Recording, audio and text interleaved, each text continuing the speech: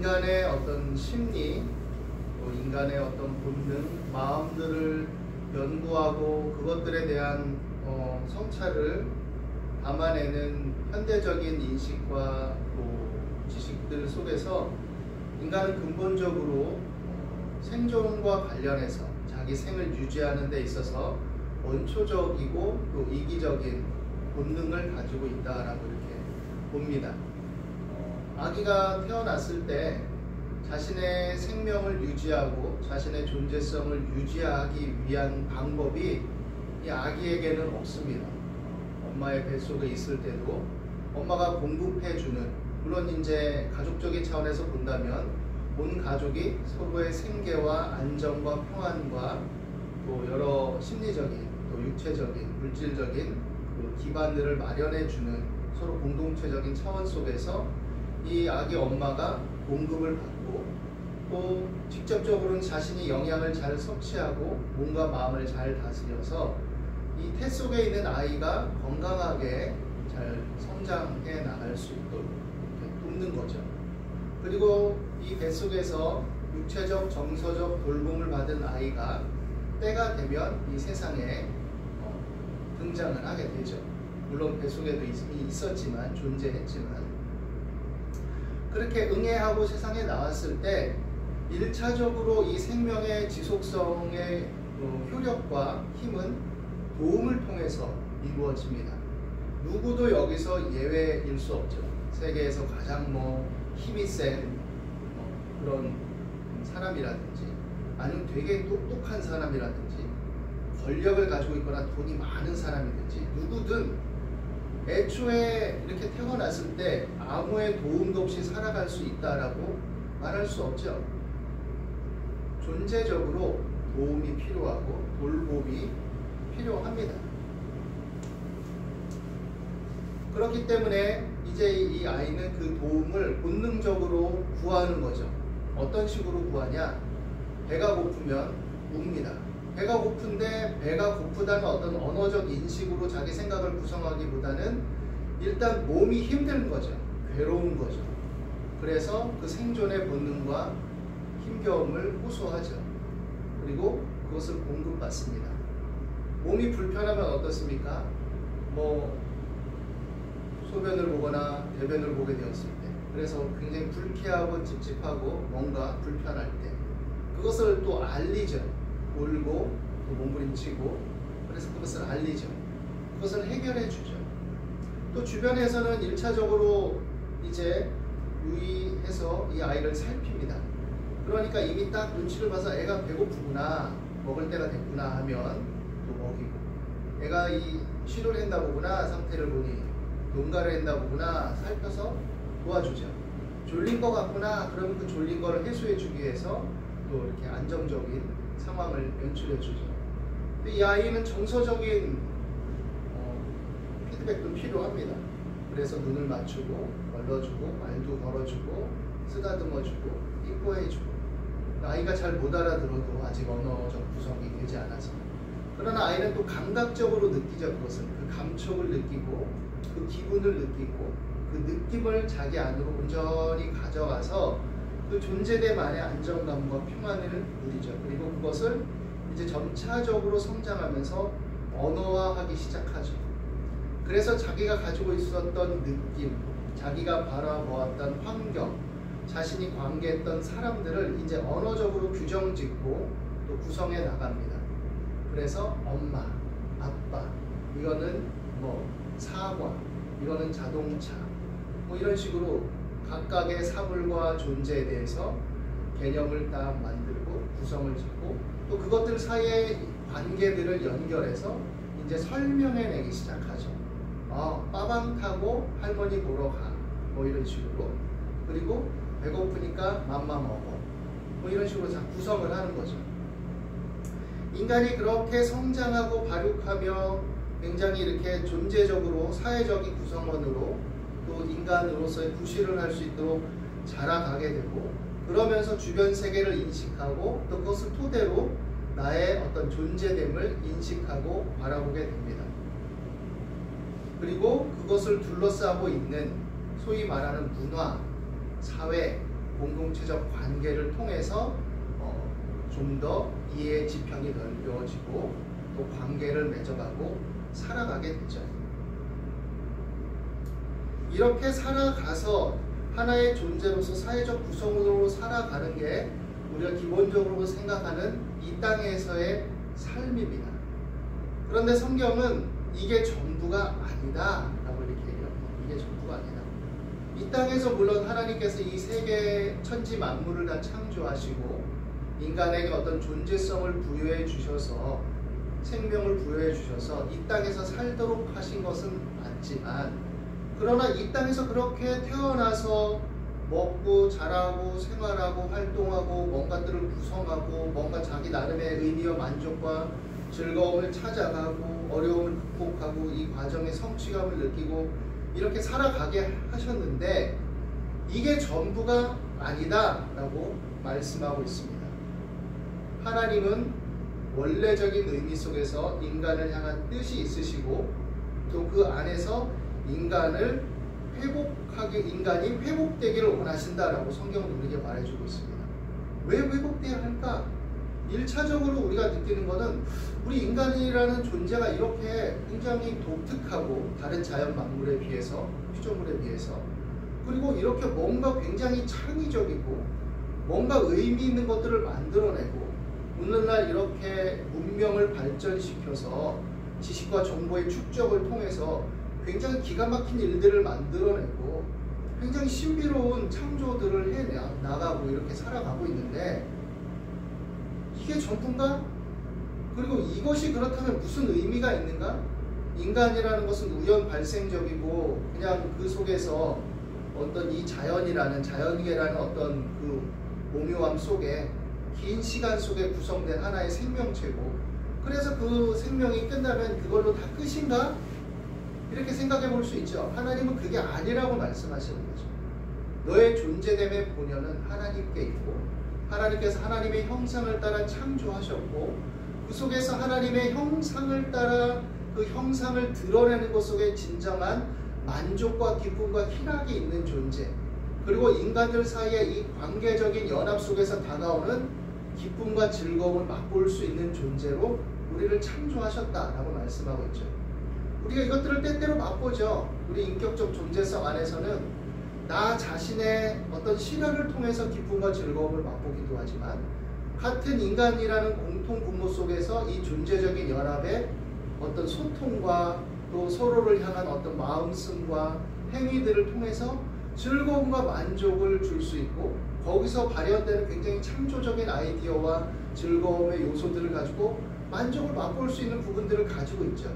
그런데 이 세상의 것들은 일시적이죠. 일시적이고 죽음과 함께 끝나고 때로 여러 죄와 모순이 뒤섞여 있고 또 서로의 지나친 잘못된 경쟁 구도 속에서 착취와 부패가 있고 또 어떤 기득권과 이익과 어떤 힘을 선점한 집단과 달리 그렇지 못한 집단은 도태되고 고통 속에 처하고 상처받고 심한 경우 죽음의 뇌물이고,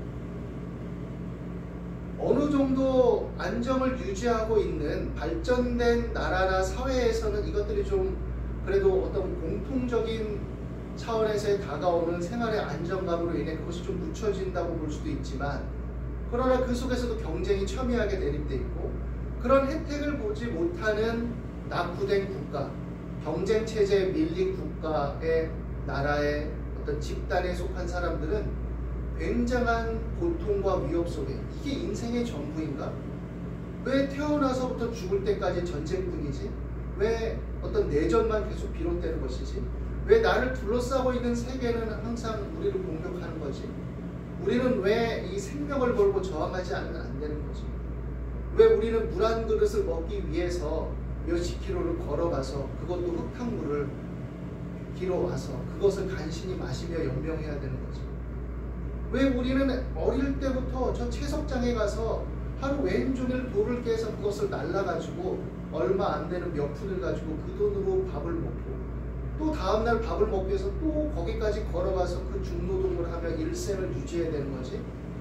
이런 굉장한 모순과 고통 속에 이 세계가 직면해 있다는 거죠. 하나님은 그 근원을 죄라고 말합니다. 죄. 인간의 죄성. 그 죄성으로 비롯됐다라고 말합니다. 에덴 동산 이야기를 통해서 우리는 그 죄의 근원이 하나님으로부터 멀어지고 하나님을 배제한 인간들의 욕망의 다툼, 그 욕망의 구성을 통한 어떤 죄의 발현이라고 얘기하고 있고, 우리는 그것을 굉장히 구체적으로 다 깨달을 수는 없지만 우리 삶에 존재하는 이 현상학적인 증거들을 통해서 죄가 과연 우리 인간에게, 우리 세계에 존재하고 그 부조리와 모순과 그 죄악의 첨예함 속에 때로는 굉장히 그럴듯해 보이지만 그 속에 도사리고 있는 교활함과 집단적인 이기심과 어떤 경쟁 속에 많은 생명들이 도탄에 빠지고 죽어갈 수밖에 없는 현실, 한쪽에서는 안정을 누리기 위해서는 한쪽으로는 죽어갈 수밖에 없는 이 구도, 이것들에 직면할 수밖에 없다라는 거죠. 그것들을 상쇄해야 된다. 인간이 계몽해야 된다. 서로 있는 자원을 다 분배하면 누구도 굶지 않고 살아갈 수 있다. 현실을 다 얘기하고 이런 이론을 얘기하고 다 이해를 얘기하지만 누구도 그렇게 하려고 시도할 수 없고 시도하지도 못하는 현실, 이런 상황 속에 하나님은 우리에게 그 근원이 죄라고 얘기하고 있습니다. 그리고 아무리 우리가 인간의 어떤 죄성을 가리고 부분적인 선량함과 부분적인 도덕성을 가지고 그 근원적인 죄를 숨기려 할지라도 우리의 마음은 하나님과 근본적으로 떠나 있기 때문에 하나님의 생명에서 멀어져서 우리 마음이 굳어지게 되었다라고 말합니다. 완고하게 되었다. 완고하고 무감각하고 굳어지게 되었다. 그리고 그렇기 때문에 어떤 사람이 조금 더 양심적이고 또 바르게 하려고 했을 때 그것들을 용인할 수 없는 분위기가 되는 거죠. 로마서 1장 2장 문맥에서 얘기하듯이 사람들이 악한 일을 자기만 행할 뿐 아니라 그거를 행하는 사람을 옳다 하느니라, 이것이 표면적인 악함만을 얘기하는 게 아니에요.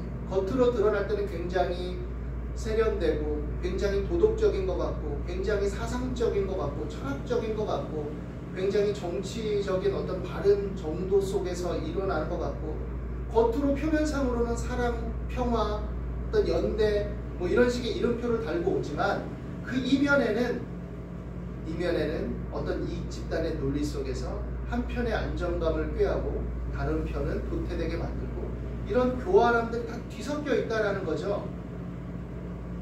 그래서 그 무감각과 굳어진 완고함과 강팍함이 결국은 서로를 죄로 더욱더 유인하게 되고 서로의 심령을 상하게 만들고 하나님을 떠나 감각 없는 자가 돼서 방탕의 자기를 방임해서 모든 더러운 욕심을 따라 행하게 된다라고 이렇게 말하고 있습니다.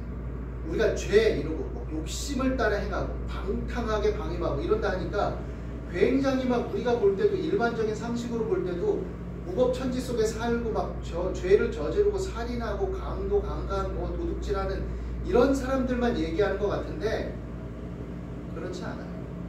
이 죄성의 교활함이라는 것은 표면적으로는 교양 있고 깨끗하고 도덕적으로 사는 것 같고 나름 기부도 하고 뭔가 도덕도 지키는 것 같지만 그 속에 그 구조적인 병폐와 모순 속에 자신을 숨겨서 자신의 안정감을 꾀하고 자신이 스스로 자기 만족을 가져갈 수 있는, 나는 그래도 비교적 도덕적이야, 나는 그래도 비교적 선량해라는 마음을 가지고 견지할 수 있는 그 죄성을 포장할 수 있는 다양한 양상과 다양한 변주들을 합리화시킬 수 있는 그런 양상을 가진 사람들에게도 말하고 있는 겁니다. 예수님 당시에 많은 지도자들이 이런 행태를 가지고 있었죠.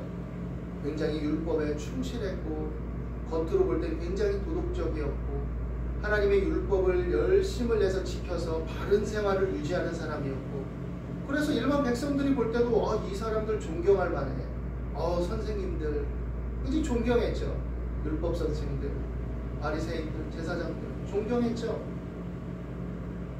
그렇지만 예수님은 뭐라고 얘기하십니까? 너희 속에 부패함이 가득하다. 해칠한 무덤 같아. 겉으로는 하얗게 칠해서 깨끗한데 속은 다 썩어 문드러졌어. 오히려 너희가 병든 자가 아니고 건강하다고 말하지만 너희는 사실 병든 자야. 그런데 병들지 않았다고 하니까 너희를 고치러 온, 너희를 치료하고 회복하러 온 의사인 내가 필요 없겠지만, 그러나 너희들이 도외시하고 멀리하는 세리와 창기들은 스스로 병들었다 하고 나에게 오기 때문에 내가 필요 있고 내가 그들을 고치길 원한다. 이렇게 말씀하신 거죠.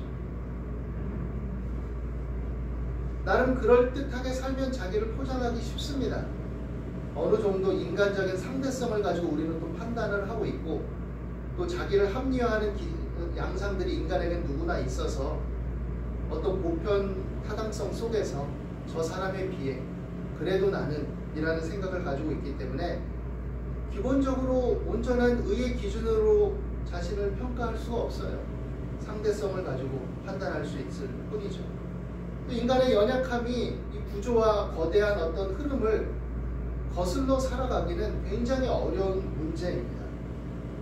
그래서 하나님은 우리의 마음의 굳어짐과 방탕함에 방임된 우리를 고치러 오셨다라고 말씀하고 계신 거죠.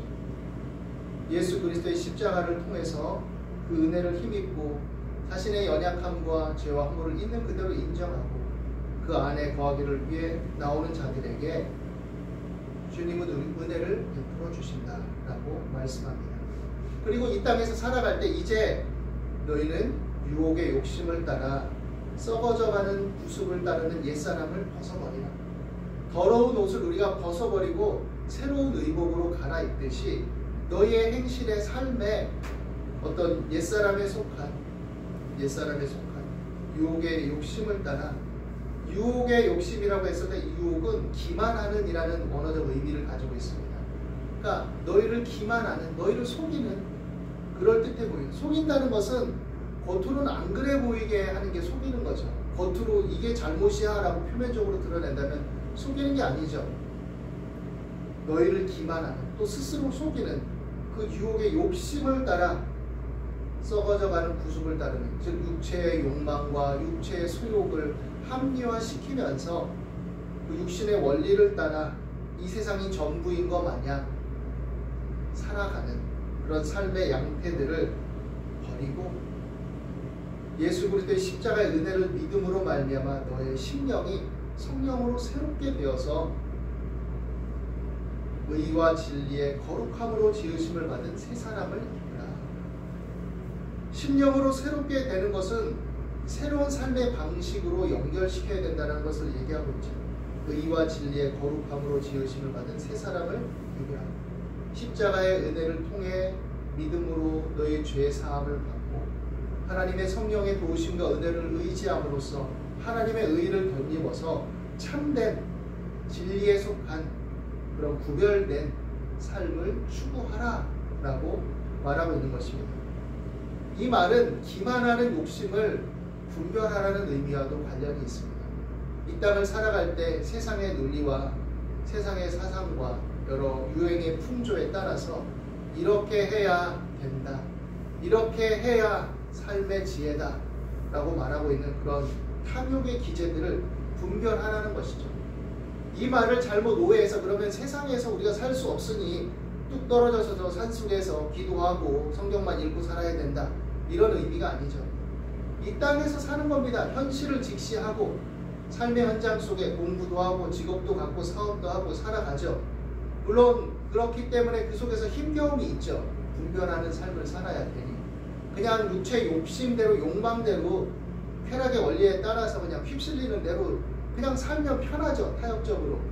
그런데 그 속에서 우리가 그것들을 분별하고 지혜롭게 대처하고 우리의 삶의 발전을 꾀하고 살아야 되겠지만, 그러나 하나님의 자녀다운 중심성을 고수하고 살아가라 라고 말하고 있는 거죠. 그래서 로마서 12장 2절에도 이렇게 말하는 거죠. 너희는 이 세대를 본받지 말고 오직 마음을 새롭게 함으로 변화를 받아 하나님의 선하시고 기뻐하시고 온전하신 뜻이 무엇인지 분별하도록 하라. 마음을 새롭게 한다는 것은 첫 번째는 무엇이냐? 마음의 방향성이 변하는 겁니다. 하나님, 내 육체의 욕망을 따라서는 이렇게 생각이 일어나고 이렇게 내 생각이 합리화되는데, 그렇지만 하나님의 말씀을 붙들고 기도하며 성령의 도우심과 은혜를 구할 때 내 안에 일어나는 또 다른 소원과 내 마음에 일어나는 경향성은 이런 겁니다. 그런데 갈등이 돼요. 하나님의 뜻을 따라야 되겠는데 내 육체의 욕망이 내 그것을 합리화시키고자 하는 생각이 더 강하고 또 나를 둘러싸고 있는 현실이 그것을 더 이롭게 만들고 더 부추기고 있습니다. 어떻게 하면 좋습니까? 기도해야 되는 거죠. 그리고 성령의 충만한 은혜를 구해야 되는 거죠. 그럴 때 성령께서 우리를 도우신다라고 성경은 분명히 우리에게 말씀하고 있습니다. 또 이러한 삶을 추구하고 이 갈등 속에서 하나님의 은혜를 붙들고 나갈 때 이 체험적 고백을 할 수 있는 사람들이 우리에게도 또 경험도 있고 주변의 사람들도 있죠. 그리고 그 결이 점점 더 익숙해지고 온전해지기 시작할 때 우리는 오히려 하나님의 뜻을 추구하고 살아가는 것이 더 편하고 더 마음에 익숙해질 수 있을 것입니다.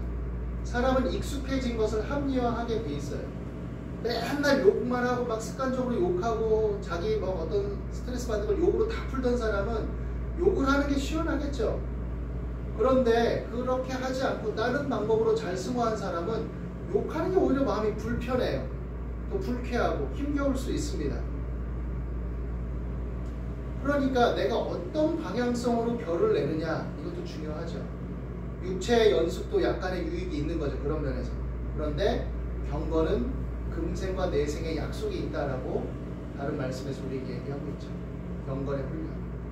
하나님의 성령의 충만한 은혜를 구하고 내 안에 성령의 역사하심을 통해 우리 마음의 행로가 하나님의 뜻을 따라 추구되도록 그렇게 나아갈 때 우리는 그 안에 위로와 평안과 안식을 얻고 하나님의 도우심과 하나님의 능력을 맛보아 체험하게 되는 거죠.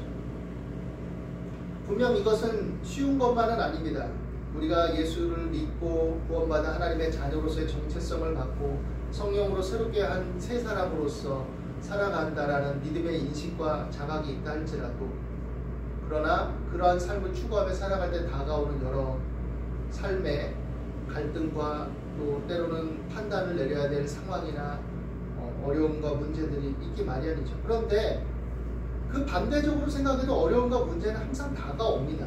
우리가 육체의 욕망을 따라 살아도 우리 삶은 그렇게 녹록하지 않기 때문에 장애가 있고 문제가 있고 어려움에 직면하게 마련이죠. 그런데 그럴 때 우리가 의와 경건을 따라서 합당한 삶의 어떤 문제를 그런 방식으로 해결할 것이냐 아니면 육체의 원리를 따라서 욕망을 따라서 해결할 것이냐 판단은 각자 자기에게 달린 것이고 결정도 자기가 내리는 거죠. 하나님은 우리에게 유혹의 욕심을 따라 썩어져가는 구습을 따른 옛사람을 벗어버리라고 말합니다. 그리고 심령이 새롭게 되어서 쇄신돼서 의와 진리의 거룩함으로 지으심을 받은 새 사람을 입고 분별하며 살아가라 라고 말씀하고 있습니다. 이 땅을 살아가다 보면 굉장히 피곤하고 힘겨워질 때들이 있습니다. 계속해서 삶이 지속되고 여러 가지 다가오는 사회적, 주변적, 상황적, 환경적 혼란과 문제들 그리고 계속 되풀이되는 삶의 연속성들 이것들이 굉장히 지루하고 고단하고 힘겹게 만들 때가 있죠. 그러나 그 속에서 우리가 우리의 심령이 새롭게 됨으로 하나님의 도우시는 위로와 힘을 얻고자 할 때 이를 위해서 기도하고 주의 말씀을 붙들고 나아갈 때 우리는 그 안에 건강한 분별과 또 인식을 가지고 살아갈 수 있게 될 것입니다. 이것은 단순히 관념적, 이론적, 철학적 언급을 하고 있는 내용이 아닙니다. 이 말씀의 근본적인 효력과 능력은 우리가 이것을 신뢰하고 이 말씀을 붙들고 하나님을 의지하며 기도할 때 하나님의 도움을 구할 때 성령의 역사하심과 교통하심을 바랄 때 그 속에서 일하심을 맛보는 것이고 그 속에서 능력을 체험하는 실제적 효력을 누릴 수 있다는 것을 우리에게 말씀하고 있는 것입니다. 제품의 사용 설명서를 밤낮 읽으면 뭐합니까? 그것대로 그 매뉴얼대로 뭔가 적용을 해야 되는 거죠. 하다못해 아이들 게임도 그 게임의 매뉴얼에 따라서 게임을 시작할 때 즐거움과 재미를 누릴 수 있는 거 아닙니까? 우리가 재료가 있어도 그 레시피에 따라서 서로 재료들을 만들고 또 섞고 버무려서 조리하고 또 그것을 만들어낼 때 그 음식을 맛볼 수 있는 거죠. 주의 말씀이 우리에게 유익이 되고 힘이 되기 위해서는 그 말씀의 원리를 따라 붙들고 기도하고 말씀을 적용하고자 할 때 그 속에서 하나님의 일하심과 역사하심을 맛볼 수 있는 것이고, 그 속에서 우리가 하나님의 살아계심과 위로를 누릴 수 있게 되는 것이죠. 오늘 이 말씀 안에서 우리 심령에 하나님의 위로와 평안이 충만하게 되기를 바랍니다. 하나님의 실제적인 역사하심과 은혜의 능력을 맛볼 수 있게 되기를 바랍니다. 그리고 그것을 통해서 우리의 마음의 완고함과 강팍함, 굳어짐이 깨어지고 우리 마음밭이 옥토처럼 되어서 하나님의 말씀이 심긴 그 씨앗이 또한 자라고 성장해서 결실할 수 있는 그런 믿음의 사람들이 다 될 수 있기를 예수님의 이름으로 축원합니다. 기도하겠습니다. 하나님, 주의 도우심과 은혜를 구합니다. 우리 무뎌지고 곤고해지고 그래서 아버지 안에 무기력해지고 또 무덤덤해진 무심해진 마음을 고쳐주시옵소서. 진정한 의미의 참된 것에 대한 감격과 감사와 기쁨이 퇴색되고 아버지는 세속적인 원리와 즐거움을 추구하고 또 모든 것에 무감해진 마음들을 고쳐주시고 주의 빛을 비추사 모든 어둠, 혼돈, 흑암, 공허, 무질서가 물러가게 도와주시옵소서. 우리가 하나님의 자녀됨을 따라서 우리의 심령을 새롭게 하시는 주의 성령의 역사하심과 은혜를 구하오니 이 시간 주의 말씀과 성령으로 우리를 충만하게 하시고 주의 빛을 비추사 모든 어둠, 혼돈, 흑암, 공허, 무질서가 물러가게 하여 주시옵소서. 성령으로 충만하게 도와주시고 성령 안에서 무시로 깨어 기도하고 하나님의 도우심을 의지하고 구할 수 있도록 우리의 생각과 감정과 행동과 이성을 주장하시고 다스리시고 인도하여 주시옵소서. 오늘도 하나님의 성령께서 함께 하심을 믿고 의지합니다. 감사하며 예수님 이름으로 기도드립니다.